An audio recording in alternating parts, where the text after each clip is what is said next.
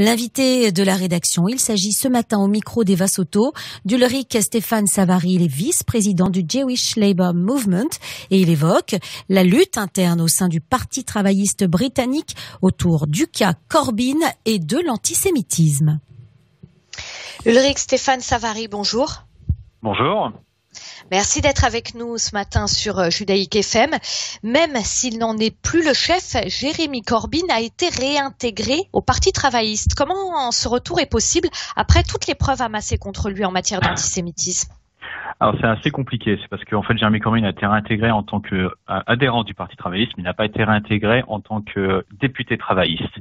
Alors, il a été réintégré tout simplement parce qu'il a encore des amis au sein de la direction du parti et que les preuves ne sont pas directement contre lui, mais contre ses alliés au sein du parti. Donc c'était un peu compliqué de l'expulser manu militari. De plus, historiquement, aucun grand parti en Grande-Bretagne a expulsé un de ses anciens leaders. Donc c'était un petit peu compliqué pour le Parti travailliste d'arriver à expulser Jérémy Corbyn pour l'instant. Mais dans tous les cas, il n'est plus aujourd'hui député travailliste, il est député indépendant. Ce qui veut dire que s'il y avait une élection demain en Grande-Bretagne, il ne pourrait pas être candidat du Parti travailliste. Et ça déjà, c'est une victoire pour nous.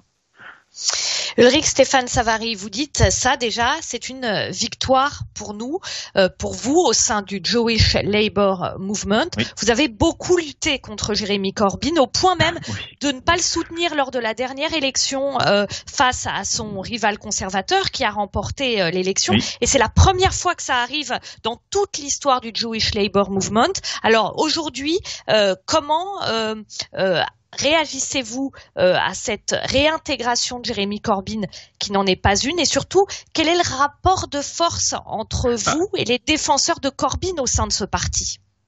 Alors, disons que on a très mal réagi dans le sens parce que pour nous Corbyn est un antisémite et ça fait des années qu'il aurait dû expulser du parti.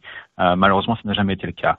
Maintenant, le rapport de force au sein du parti, c'est faut comprendre que le parti est en pleine guerre civile entre la gauche et la droite du parti, entre les antisémites et les racistes d'un côté et ceux qui veulent reconstruire un parti social-démocrate ou socialiste en Grande-Bretagne. Et donc nous, on fait partie en fait de cette guerre civile pour la direction du parti. Donc les choses sont en cours tout simplement. Ça va prendre du temps pour qu'on puisse avoir un parti qui représente toutes les minorités, et non pas seulement toutes les minorités en Grande-Bretagne, ce qui inclut aussi la communauté juive. Mais vous avez tout à fait raison de souligner que pour la première fois de notre histoire, nous avons refusé de faire campagne pour le Parti travailliste en 2019. Nous sommes affiliés au parti depuis 100 ans, et on a déjà eu des leaders avec lesquels on n'était pas d'accord. Mais jamais nous avions pris cette décision de ne pas soutenir notre parti. Ça a été un crève-cœur pour beaucoup d'entre nous, mais c'était la seule solution pour que l'on puisse s'assurer que Corbyn ne gagne pas les élections et ne soit pas Premier ministre aujourd'hui en Grande-Bretagne. Alors, suite à ce qui s'est passé l'année dernière et le fait que vous ne souteniez pas Jérémy Corbyn, comment ça se passe pour vous, le Jewish Labour Movement, au sein de votre parti? Est-ce que cette décision a été bien comprise? Bien comprise par certains, très mal comprise par d'autres. Bien évidemment, si les adhérents qui soutenaient et qui continuent à soutenir Jérémy Corbyn considèrent que nous sommes des agents d'Israël infiltrés au sein du Parti travailliste, qu'on ne peut pas nous faire confiance ou que l'on soutient les conservateurs. Mais d'un autre côté, vous avez aussi beaucoup de gens, y compris à gauche au Parti travailliste, qui ont tout à fait compris que notre opposition n'était pas contre le parti, mais contre un homme, contre une faction du parti qui est raciste, contre des gens qui, personnellement, je pense, seraient en France, par exemple, à l'extrême droite, ne seraient pas à gauche. Donc il y a une certaine compréhension de la part des militants honnêtes du parti. Maintenant, effectivement, ça a été compliqué, ça l'est toujours, mais c'était déjà compliqué avant que l'on prenne cette décision de ne pas le soutenir en 2019. Et malheureusement, nous avons perdu des députés affiliés à notre organisation qui n'ont pas été réélus, mais ça a été le prix à payer pour en arriver là. Ulrich Stéphane Savary, vous expliquez donc que ceux qui soutiennent Jérémy Corbyn en France seraient probablement à l'extrême droite. Nous, en France, lorsque Jérémy Corbyn a perdu, on a eu Jean-Luc Mélenchon qui a accusé les Juifs d'être responsables de la défaite de Corbyn, d'avoir entre guillemets monté quand même un peu de toutes pièces les accusations contre lui, exprès pour le faire perdre, et que tout ça c'était entre guillemets à cause du Likoud. Vous, de votre côté, en Grande-Bretagne, pour ceux qui soutiennent encore Jérémy Corbyn, à part ce type de délire, est-ce qu'ils ont des arguments rationnels à avancer ? Non, il n'y a aucun argument rationnel en dehors de croire que quand vous êtes juif, vous avez forcément soit une double appartenance, une double nationalité, et qu'on peut pas vous croire. Mais non, il n'y a aucun argument rationnel.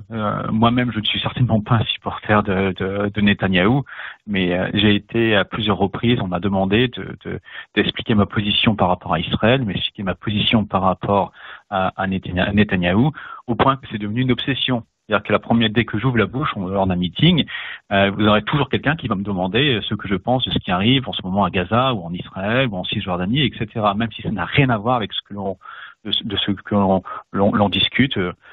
de nos réunions. Donc il n'y a aucun argument rationnel, sauf que ces gens-là considèrent qu'effectivement le plus gros danger qui existe aujourd'hui en Grande-Bretagne, c'est peut-être pas les conservateurs, mais c'est Israël, ce sont les Juifs. Ce sont les sionistes, parce que généralement ils nous accusent, ils utilisent le terme sioniste pour ne pas dire juif, mais en réalité c'est cela dont ils parlent. Donc il n'y a aucun argument rationnel derrière tout ça, c'est du racisme pur et simple. Keir Starmer, le nouveau leader du Parti travailliste, s'est engagé à faire de la lutte contre l'antisémitisme une priorité. Il s'est engagé à restaurer la confiance avec les Juifs. Est-ce que vous en voyez déjà les premiers signes au sein du parti ou pas ? Nous avons, c'est-à-dire qu'on a vu une accélération des cas d'adhérents qui étaient suspendus pour antisémitisme. Nous avons vu ces cas qui étaient en suspens depuis 1 an et demi ou 2 ans ont commencé à être réglés par le parti, et ces gens ont été expulsés du parti. Donc on voit une certaine, il y a un changement, il y a surtout un changement de ton, ce qui est aussi très important. Avant Keir Starmer, quand c'était Jérémy Corbyn, quand vous étiez un antisémite, vous saviez que vous risquiez pas grand-chose.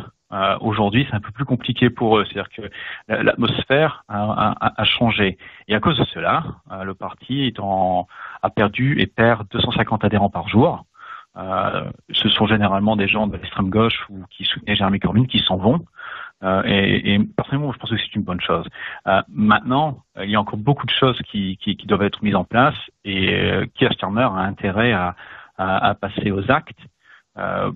Ce n'est pas juste une question d'expulser quelques adhérents, c'est aussi de comprendre comment cela a été possible que ce grand parti qui est le Parti travailliste a été infiltré par des antisémites, et comment cela se fait que l'on a eu un député comme Jérémy Corbyn qui a été élu quand même député travailliste depuis 1983 et qui a eu des liens avec l'Iran, le gouvernement iranien depuis le milieu des années 80. Comment cela se fait qu'un tel personnage a pu devenir dirigeant du parti? Ça, c'est une question qu'il va falloir que l'on règle et que l'on se pose collectivement. Mais bon, les choses, pour l'instant, je pense, vont dans le bon sens. Vous demandez comment ça a été possible. C'est quelque chose qu'il va falloir qu'on règle. Dernière question. Pour vous, justement, comment ça a été possible que Jérémy Corbyn, qui a effectivement eu des liens avec l'Iran, qui a favorisé la montée de l'antisémitisme au sein du Parti travailliste, un parti de gauche, comment est-ce que c'est possible qu'il ait pu arriver jusque-là ?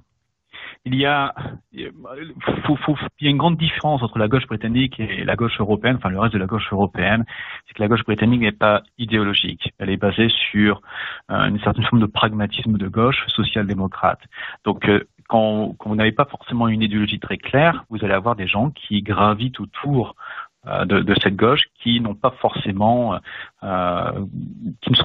ne devraient pas forcément être là, tout simplement. Maintenant, je pense qu'il y a aussi une certaine tolérance, et non pas uniquement dans le Parti travailliste, mais aussi chez les conservateurs, avec le racisme.